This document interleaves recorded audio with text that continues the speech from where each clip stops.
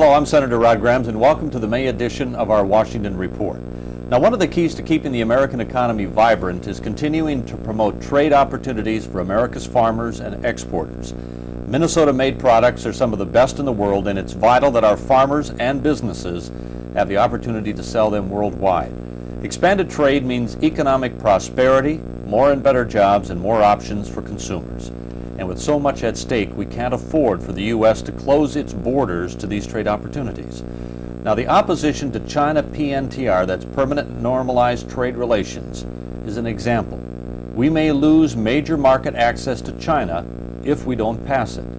Neither should the government restrict trade by continuing to rely on unilateral sanctions, such as foreign policy tools of first resort. These sanctions rarely accomplish their purpose, yet seriously impact our exports. Now, farmers in Minnesota export over 1/3 of their commodities, and sanctions cut off those exports. I'm also working on legislation to exempt food and medicine from all sanctions. Now, these are important issues for Minnesota, and we'll discuss them today with a leader in the United States Senate, someone who I work closely with to expand trade opportunities for farmers and businesses. And he might not admit it, but he's also a rising star in the Senate, and you'll hear a lot more from him in the future. He is Senator Chuck Hagel of Nebraska. Senator Hagel, thank you very much for taking the time to join us again. Rod, thank you. It's a high honor to be with a Minnesota senator. No, thank you very much. Now, we've talked a little bit in the open here about PNTR. Isn't the U.S.-China WTO agreement, that is the World Trade Organization agreement, really one-sided? And by that I mean China has made many concessions, and we've virtually held our ground, not made concessions to China. So in other words, they have come to our side of the table in these negotiations. So the question is, why would anyone risk not implementing or voting for PNTR, which is permanent normalized trade relations with China, in order to open those markets to American businesses and farmers? Well, Rod, you have framed the issue clearly, and you have framed it accurately. The fact is, rarely, as you and I both know in this business, do you have an opportunity to vote for something so clearly in the best interest of America. And you said it exactly right at the opening of the show. This breaks down trade barriers. This opens all elements of China's economy for our products. And trade being the engine for growth and peace and prosperity is something that we should lead on, and that we should use to not only trade and improve the quality of life for all people, but this has extenuating and far-reaching consequences for peace and prosperity and stability all over the world. So this bill, Rod, is clearly in the interest of America. Because China has also worked out similar agreements, negotiations with the EU, with other countries around the world.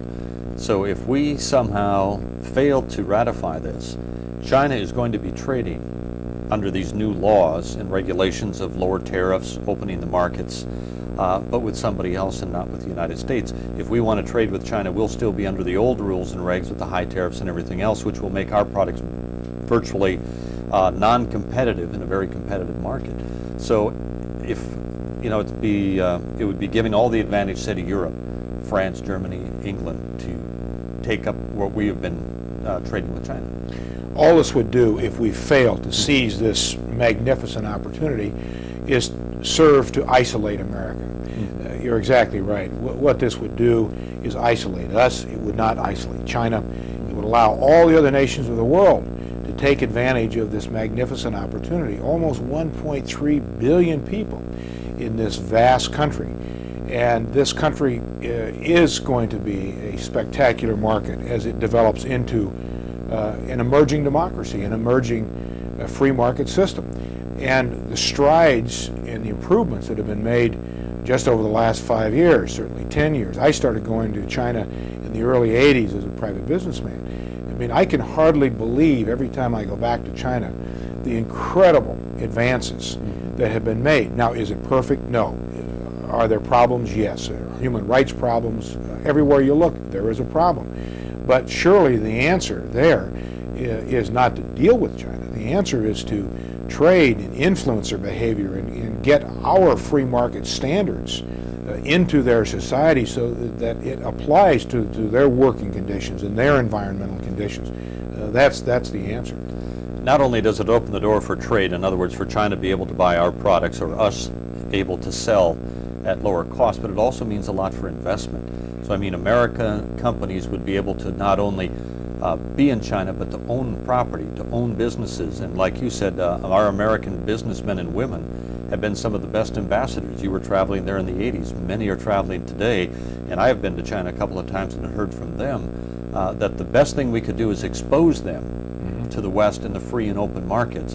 And if we fail to do this, basically we are closing those doors to U.S. influence, because our biggest influence right now is through trade. We only penalize ourselves if we don't go through with this. And I would hope that we have the vision and the basic common sense in our Congress to be able to make this happen. I know the political realities of this in the House are very tenuous. It's a close marginal vote right now. I think in the Senate we're probably going to be fine, as you know, but I would hope that common sense is going to prevail here and win out in the end, and we're going to be able to take advantage of this rather unique and magnificent opportunity for our country and for the world. Now, there are some that say that if we would have annual reviews of normalized trade relations with China rather than the permanent status that this vote would call for, that it would be another hammer, so to speak, in moving China along the road of making the improvements in human rights and other areas that we're concerned about. But do you believe that it's this type of hammer or these annual reviews that has pushed China toward the advances that it has made? And again, like you said, it's not everything we would want, but I think there has been markers that the Chinese have shown that there has been improvements. And again, I don't claim to say it's a perfect country, but I don't know if doing it annually would move it along quicker. And also at the same time, it's part of the permanent trade relation is part of the deal of getting China into the WTO. So That's I mean, right. Annual reviews I don't think make sense right now. No, I agree, and for two primary reasons, in my opinion. Number one, nations will always do what's in their best interest.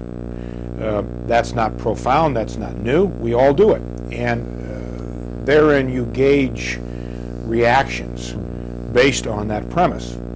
America will do things based on our own self-interest, our own best interest, of course. So China will continue to move toward a free economy because it's in their own best interest. And to stymie that effort or think that you are somehow leveraging their behavior by subjecting them to an annual review by the United States is complete folly. Plus, it wouldn't work anyway with their entry in the WTO. Second, and very importantly, American corporations, American exporters, American investors are less likely to take the full advantage of that trade relationship with China if they are held captive to this annual review. I had my own companies when I had a real job once, and I know that when you are thinking about investing, especially in overseas ventures, you must be very cautious. And if you are held to this annual review, well, maybe I invest, but then in a year something will happen and some member of Congress or one body of Congress will not allow that trade relationship to go forward for whatever reason, then where's my investment? I'm out. What's my future? So it's a very self-defeating kind of a thing for us, and it has no place in a trade relationship.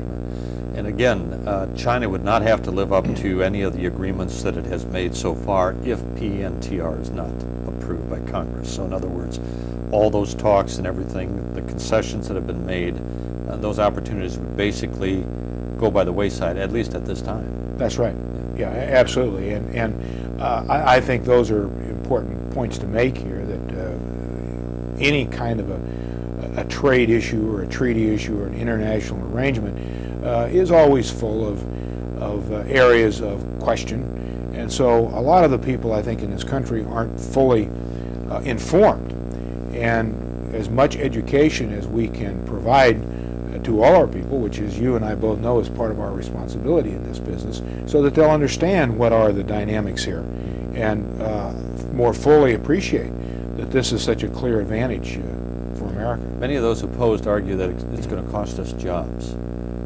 Do you see this as a way to stop whatever is going to happen in the next 10 years? I mean, if there's going to be economic opportunities somewhere, capital is going to find its level, we basically, I think, run a risk of maybe hurting ourselves even worse of loss of jobs if we don't pass this permanent trade relation agreement with China.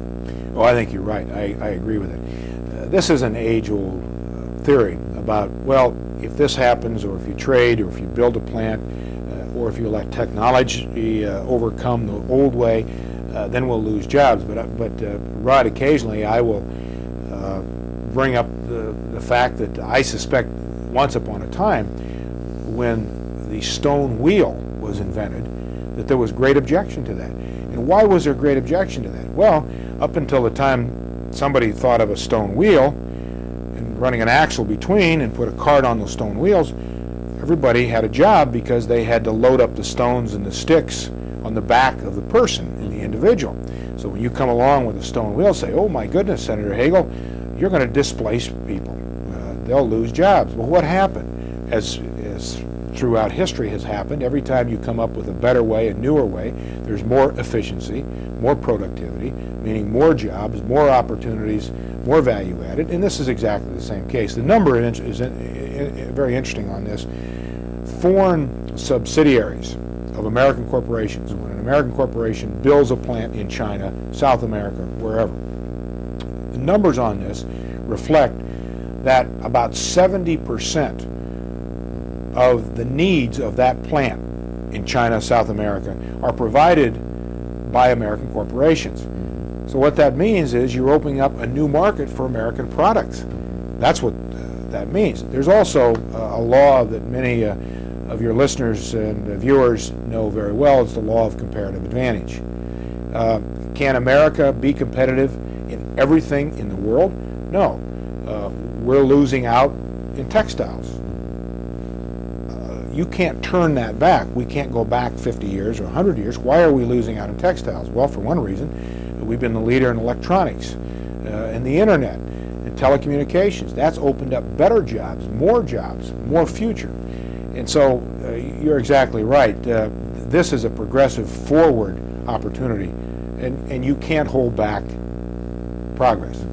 There might be some shifts of jobs, but I don't know if there'd be a loss of jobs. There isn't a loss of jobs. Some of those jobs would be replaced by better, higher paying jobs. So basically, hopefully, it would provide a brighter future for our labor force than what we have today. Absolutely. You know, I tell you, right, a good example, I was with John McCain in New Hampshire when he was campaigning up there this year. And a man who was very concerned about this issue and about exports and international economy asked Senator McCain, well, Senator McCain, if we went forward with this China arrangement, wouldn't the prospects of my son working in the textile plant in New Hampshire be in jeopardy? And McCain said, well, it probably would be, but don't you want more for your son than being held to a job in a textile plant in New Hampshire where he has really no way to grow or to expand or to develop himself not only into higher paying jobs, but jobs with more opportunity and more options for management? I mean, isn't that an important part of this equation as well? Senator McCain asked the man back. The man thought for a moment and he said, you know, I never thought of that. He said, you're right. We did sign an agricultural agreement with China recently. It's already led to the purchase of some meat, wheat, I think even some citrus products from Florida. But it shows that, you know, they haven't been huge purchases, but they're the beginnings. And I think that's only kind of a taste of what WTO would do. And of course that hinges on PNTR. So we go back again to say that, and we've got Mr. Long from China, their chief trade negotiator, promising to come to Minnesota sometime this summer. But a lot of the trade works both ways, of course, and right now it's a one-way street. China is pouring a lot of their stuff into the United States, and we're buying and consuming it. What we need is the opportunity to pour some of our products and goods into China, and that's basically what this does. Exactly right. And again, it just does so much for all our industries, all of our services, all of our goods, to break those barriers down across the board. You know, Rod, you mentioned agriculture products. You and I represent states that are major agriculture exporting states. That in itself gives us a tremendous boost over what we've had to deal with and what we're presently dealing with in these barriers. And as history has shown, as nations open up, as they become more prosperous, the first thing that starts to happen is they seek a better diet for their people. They want more protein, and they want more meat. So that plays right into states like ours, feed grains and meat, and so it has an opportunity inside the core to expand and enhance all peoples and all economies. We're going to take a break right now. We're going to come back and talk a little bit more about sanctions altogether with our special guest today, Senator Hagel of Nebraska. We'll be back right after this.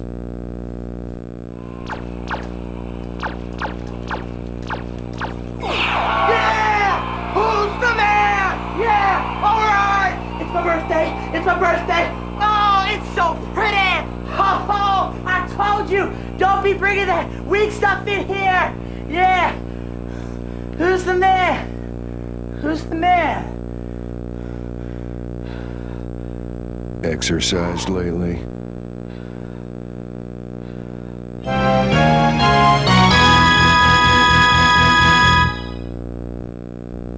And welcome once again to our May edition of our Washington Report. Our special guest today, Senator Chuck Hagel of Nebraska. And again, Chuck, thank you very much for taking time to join us. I know Chuck has spent some time in Minnesota, lived there for about a year back in the 60s, but it was great to have you again on the show, and I'm pleased that you took the time. Thank you. Talking about, China and trade and opening the markets there, but we've got other problems around the world as well when we talk about sanctions. And I always tell people that of all the sanctions placed on other countries by this country, saying, all right, we're not going to trade with you for whatever reason, over half of those sanctions have come in the last 5 years, from the last 80 years. So we have stepped up the pace of imposing sanctions. It's become a tool of first resort, not last resort. We need to really work, if we're talking about expanding markets to help improve demand, which will drive up prices for our products so our farmers can get a better price for their crops, we need not only to look to China, but in other areas of the world where we ourselves have imposed restrictions that don't allow our farmers or businesses to trade. That's another important thing you and I have worked on, along with many others here in the Senate. Mm-hmm. Well, I think what we're seeing, Rod, is a realization that unilateral economic sanctions are self-defeating. They only hurt the country that imposes those sanctions. You don't isolate any countries anymore. And what's happened, go back to the grain embargo, go back to the beef freeze in the 70s, is you force other countries out into the market. And as a consequence, we, the United States, lose, in some cases, markets forever. And then we are seen as an inconsistent, unreliable supplier. So who wins here? And you're not going to influence the behavior of any nation by not having any trade with them or having any relationship with them at all. Why would we think that we could have some ability to influence their behavior when we cut off all relationships with them? I mean, it makes no sense. And so I think we are eventually getting to a point, Rod, where we are going to make progress, and we have made some progress, and you've been one of the leaders in this area to break some of these things down. When you talk about unreliable supplier, we got labeled with that in '78 with the grain embargo and others. And when you say that people aren't going to buy if they don't know we'll fulfill our contract, or if you're going to buy a computer, why would I buy it from you if I know maybe Congress next year puts an embargo on it so I can't get parts or service or the new generation? So rather than risk that, as you said, a business person will say, well, I've got to go where I've got a guaranteed supply. So we've got to become a better, reliable trade partner. Not that we don't have the ability to place sanctions, but they should be for very good national security reasons and not just willy-nilly, so to speak. No, that's right. Senator Lugar has also been very much in the forefront in this, working to create legislation that would do that. Basically not say we can't have sanctions, but make Congress accountable to the dollar of if these sanctions are imposed. And we've worked very closely with him to do this. Well, we have, and I've been very proud of the work that we have done. You mentioned Senator Lugar, Senator John Ashcroft from Missouri. Some of us, I think, have really been able to frame up the issue, explain it, inform the American public why these are so dangerous, and have some impact around here. I mean, look at the great accomplishment last August when we were able to get 70 votes on the floor of the Senate on taking off sanctions against all nations for food and medicine. That was a remarkable achievement, and as you and I both know, serving on the Foreign Relations Committee together, we were able to get that wrapped up in the authorization bill that we passed out of the Foreign Relations Committee a couple of weeks ago. So we're making good progress. We have more work to do, and I would hope the next President of the United States makes this a priority item, and he really leads on these issues like trade. One area that's probably a little touchy subject yet today is Cuba lifting the embargoes, at least on foods and medicines. I know with the shadow of the Elian Gonzalez problems hanging over this, but do you think there's opportunity to not only for Cuba, maybe some other countries, and again dealing with food and medicine only? Again, like you said, we don't have problems with the population, the people that we want to help to make sure they have good medicine and a good diet.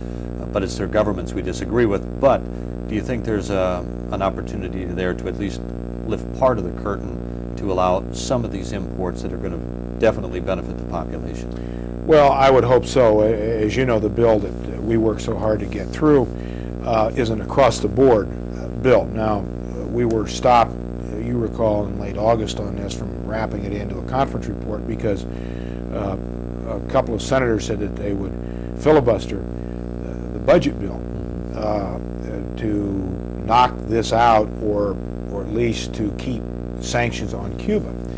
And I think that's wrong. I think our entire policy on Cuba needs to be changed. But your point is exactly right, Rod.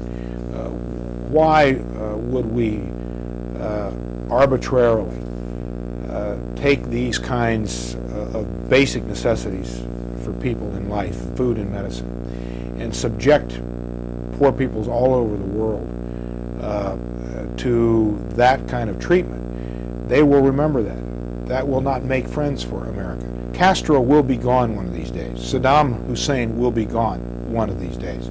And hopefully we will have new leadership that will bring those countries into a democratic form of government, emerging economies. And that'll happen. It's happened to every country in the last 50 years. It's had dictators.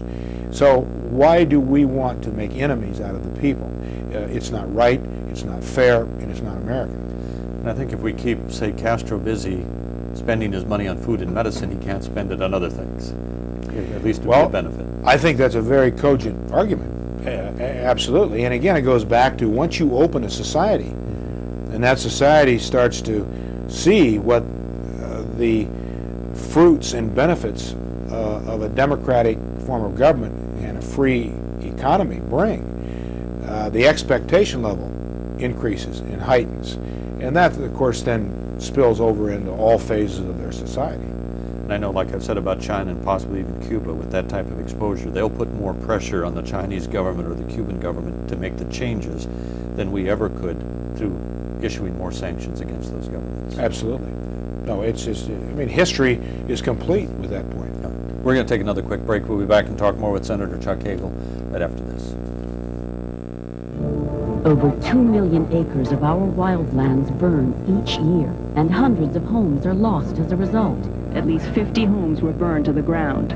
Dozens more were damaged as fires raced through dense brush and steep canyons.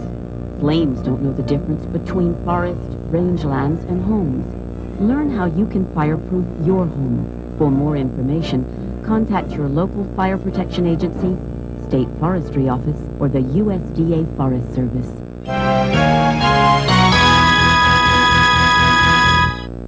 And again, welcome back to our May edition of our Washington Report. Again, our special guest today, Senator Chuck Hagel of Nebraska. Chuck, again, thank you very much for being with us. Right. Talking about trade, as we know, there was those protests in Seattle when the WTO talks, World Trade Organization talks were underway in Seattle, which were mainly aimed at improving our agricultural positions in the world, I believe. They were stymied a little bit. They'll go on somewhere sometime.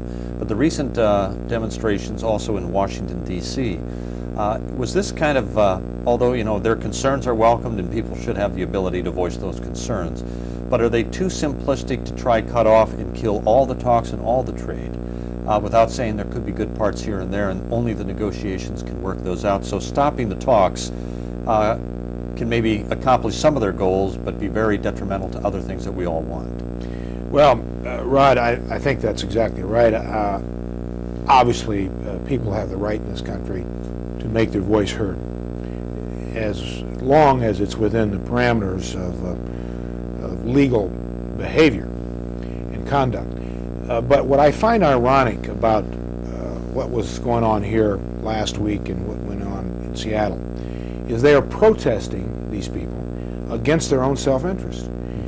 If we are to bring the 1.5 billion people up, those people who now live in abject poverty, how do we think that's going to happen? That's going to come as a result of productive capacity. That means more food, all 6 billion people, and we will probably double that within 50 years. How are we going to feed these people? How are we going to take care of the environment, make sure that they don't chop any more of the rainforest down? Well, it's going to be things like genetically modified organisms. It's going to be productive capacity. It's going to be investment. It's going to be the productivity that comes through a process that the WTO, a world trade regime, as it opens more markets, more free goods and services exchange. IMF, World Bank, imperfect, yes. Reforms, we have put a number of reforms in it that you and I worked on together on the Banking Committee, Foreign Relations Committee. But my goodness, if you tore all that down, where would we be? Are we saying that no good has come over the last 50 years because we've had free trade in the World Bank and IMF? I don't think so. I think we would be much further down the bottom if we didn't have them. So let's be careful and cautious what we're doing. Productive, make it better, but it is not simplistic. So it isn't like we've got just a pie that it's only this big and we're going to keep cutting it into smaller pieces, and that's where maybe some of the fear is of losing jobs or losing market share. But basically, if we can continue to grow and increase the size of that economy, everybody can prosper. We can prosper here and even increase our living standard, but also help, like you mentioned, these 1.5 billion people around the world. They need the opportunity to start somewhere on the economic ladder, whether it's jobs that we say we wouldn't do here, but somehow they've got to get their feet on this ladder, and we've got to be able to help bring them up. So it's not an either or, but it's something where there can be a win-win. Absolutely. No, absolutely. And it is imperfect. But the world is imperfect. This country is imperfect. I reminded some people the other day that when we moralize and lecture to the rest of the world how they ought to live and what their family values ought to be, remember that less than 100 years ago, there was no universal suffrage in the world. And the great beacon of hope, the United States, did not let our women vote. And what we had to go through in the 50s and the 60s in the Civil Rights Act. So we have to be somewhat temperate here, too. High standards, absolutely. Very good. Chuck, thank you very much. I know we're out of time, but I appreciate your time. Thanks for joining us again on our Washington Report. Look forward to talking to you again soon. Thank you for joining us. We'll be back again next month. Thank you.